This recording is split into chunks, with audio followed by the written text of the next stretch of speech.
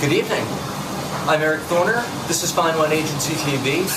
This evening we're here in Manhattan's East Village at Hearth restaurant with Paul Grieco, co-owner of not only Hearth but of Terroir Eville, East Village for short, Terroir Tribeca, and the soon-to-open Terroir Murray Hill.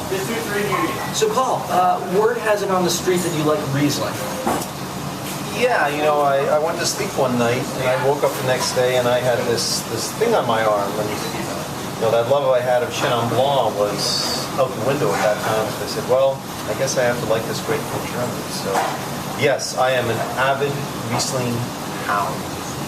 I wish I could tell you that there was one moment for me that sealed the deal, but it was 25 odd years of drinking Riesling and seeing that not a lot of other people wanted to enjoy the grape. So I decided to fight the good fight for something that I felt deserved to be better appreciated, better known, all of those things. And when I had the opportunity with the opening of Terroir to take a wine list and turn it over entirely to be a Riesling-focused wine list, how could I resist? So there we go. That was the birth of the summer of Riesling. So tell us a little bit about the summer of Riesling. We're coming to the end of summer right now. This is the second year in a row that you've done this? Fourth year. Fourth year. Tell us the basics. The basics. Firstly, it would never have happened if it wasn't for Terroir. We looked at Terroir as a sandbox. Terroir Eville. It's 550 square feet, 24 seats. It's a sandbox. We could do whatever we wanted in this space. And if people loved it, great. And if you didn't like it, well, you know, the cost of operation, the rent, the labor, all was relatively small. So we could afford, and I don't say this proudly because I am a hospitality guy, to leave if they didn't like it. So I took that and I said, you know, I love Riesling, let's do this. And the problem with Riesling, serving it by the glass, is that when you have 10 wines by the glass, 10 whites, and you have 3 Riesling, so 30% of your list is Riesling, which is a lot. People still have 7 other options to say, you know what, no.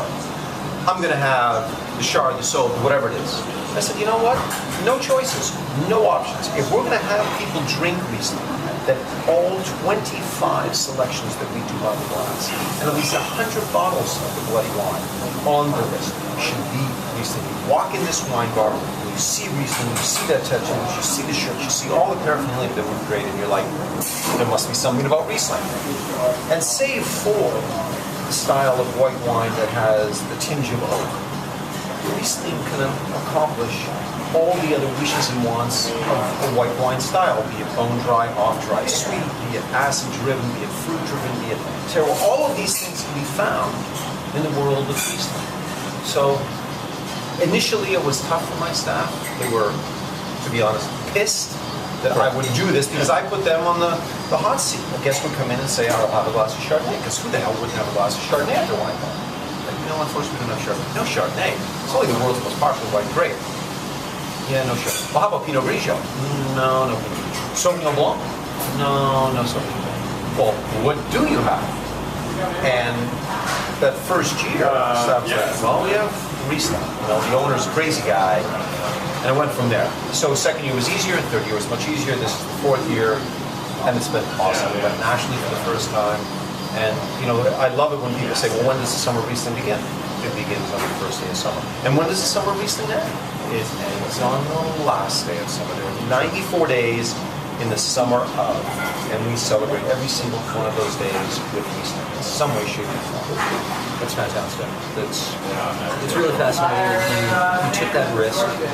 You went with a concept that was near and dear to your heart. Just thinking of other sort of interesting trends, things that you've done, you were one of the first, to my knowledge, to work with wine by the can. Is that correct? Yeah. How has that worked for you so far? It's been great. You know, I remember I was at Gramercy Tavern from 95 to 2002. And during the late 90s found a lot of wineries converting cork finish to screw caps. Right. And there was a lot of conversation in the press, in our industry, about, well, how's the consumer going to react? It's a bad movement, there's not been enough tests. And when it started to happen, no consumer said anything. I think we, on our side of the industry, press and suppliers and producers, we overthink it. all the consumer wants, forgive me for reaching across, No worries. Yep. is a glass with a little bit of grape juice. That's good. They don't give a, ultimately, I don't think they give a shit about the vessel. Is the glass, is the juice good? Is it affordable? Does it meet my requirements for my dinner, my date, whatever I'm doing? Rock on. So I really don't care that it comes in a bottle with cork finish. Or how about, in between the screw caps and the kegs, how about box wines? Love box wines. I don't spend my day thinking about my carbon footprint. I am conscious about it, and given the opportunity to affect change, I'll pursue it. It begins, of course, with the fact that what's in the vessel is grape juice. So we found some great box wines called, Yellow and Blue. Right, from Argentina, they make a Torontish, they make a Malbec, kick-ass wines, 1 liter box, off the hook. And then we opened up Terroir Quebec 18 months ago, keg wines. I'm not so sure that we were the first in New York. We're given that credit, thank you. But yeah, why not? Why not wine in, a 20-liter keg? It's more affordable for us. It has that savings on to the guest. Zero carbon footprint. The wines are fresh. All of these different things. And it's blown up from there. The woman who runs the program at the Dory in the Breslin, Carla, awesome wine director. Right. When they redid the Dory, I believe they have all of their draft lines are all wine. That's awesome. We need more of the shit. Again, let's not think about the vessel. Let's think about the grape juice. And so I would wish for more wine to be keg. I would wish for more wine to be in boxes. I would wish wine to come in, 1,000-liter plastic bladder. And I find some way to dispense of that here. But a case of wine in glass, cork finish, weighs over 40 pounds. Really? Like, I only have to carry the bloody thing 10 to 20 feet. But the journey across the ocean from Argentina, it's ludicrous. We don't need it. So I would hope for more things to change going forward. Excellent. Ladies and gentlemen, Paul Grieco, one final question. Yes, sir. I noticed you reached across and grabbed my glass. You have in your hand one of the world's other great beverages, coffee. You mentioned that you had a coffee with me earlier before we started, in part because you've just come back to New York from the West Coast and went to Outside Lands Music Festival. Damn it. Let's talk about Outside Lands. God, I mean, it's the greatest thing on the planet Earth. That I love talking aside from juice, it's music. But I don't even want to talk about the music because a 3-day music festival, great bands, whether it be Fish or Arcade Fire or Decemberists or Muse or Big Dynamite on the reunion tour, just off the hook. But what happened food and drink wise at Outside Lands is for me a thrill of a lifetime. The demographic who was at this 3-day festival, they came, they wanted great food, they wanted great juice. The fact that we were able to go there and pour Riesling.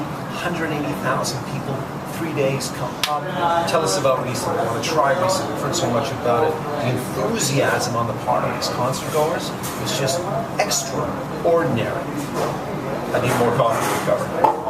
Excellent. I mean, and not to digress too much with that, it makes me wonder, and perhaps I'm over-intellectualizing it a bit, but it's people with good taste in music. I mean, taste is taste. Do you think that these folks are just more open-minded about wine choices, food choices? No, I'm not that smart to think in that way. Like I said, I think I would say about what is this generation called? That's now between 21 and 29 years of age. This Generation Y, X, the O. I've lost track. Whatever the fuck. Who cares about the titles? But ultimately, that group of folks, who I would say the majority of the concert goers were in that group, they come to the table, the wine bar, the concert venue, just armed with this thirst for knowledge, be it of music, be it of food, be it of wine, be it of whatever. And, I'm looking for my... Hold on a second. They have one of these. So, 20 years ago, 15 years ago, we didn't have access to all of this information. Now you come into a wine bar, you do this, and no wine is unfamiliar anymore. It's very comfortable because you got it up and you plug the device. All they want is to fill the world with knowledge. And this open-mindedness that they have, they're unencumbered by the crap that generations before had from the parents and grandparents about what wine was all about. When I grew up, Riesling was sweet. It was sweet and it was crap. With all due respect to Luna and Blow. Wine was Matus. Wine was Fazzi Battaglia, Verdicchio. Wine was blah. Now, It is a world of wine. It is a world of pretty damn good wine that we can all get in all these different markets. You can find out information about it immediately. What an awesome time to be a wine drinker. So youth of today and tomorrow, man, they just want a good glass of wine, and they don't need all of the bullshit that we generally apply to the world of wine. Keep it simple. Well, cheers to you. Cheers to wine, to coffee, bullshit, to coffee. And just a good times. Come to Terroir. Come see the man with the goatee. He'll be running around, and just look at his wine list, drink through it, and enjoy it. Cheers. Cheers.